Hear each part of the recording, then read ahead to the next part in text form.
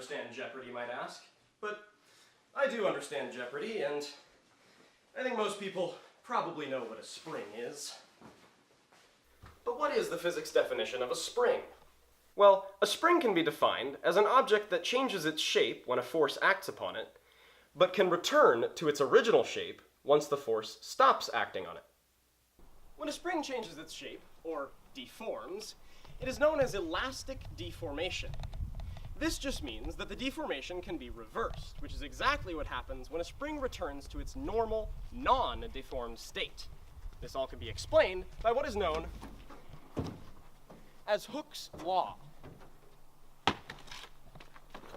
Hooke's law is a law in physics that relates the force exerted by or on a string to the string's stiffness and to its displacement when extended or compressed.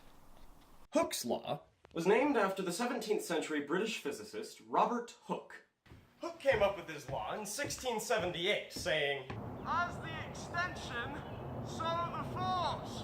Only, he said it in Latin, because he was a huge nerd. Hooke's law can be stated as several different formulas, making it all the more confusing for students trying to make videos on it. The formula F equals kx determines how much force is exerted on a spring when extended or compressed. In this formula, F represents the exerted force in newtons, x represents the displacement of the spring in meters, and k represents the spring constant in newtons over meters. Oh, but how do you solve for x?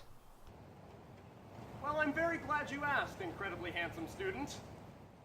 So x is the displacement, which is the difference between the length of the spring at its deformed state and the length of the spring at its non-deformed state. The formula for x differs depending on extension or compression. For extension, x equals L minus initial L. For compression, x equals initial L minus L. L equals the length of the spring. Anyway, what I was saying before is that F equals kx and that k is the spring constant. But what is the spring constant? The spring constant is basically just how stiff the spring is. The higher the constant, the more difficult it is to compress or extend the spring. Another formula that Hooke determined is F equals negative kx,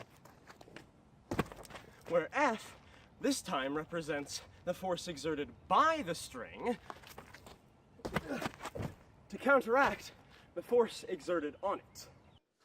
But wait, there's more. This formula is only to be used when the spring is extended. When it's compressed, both F and x will be negative.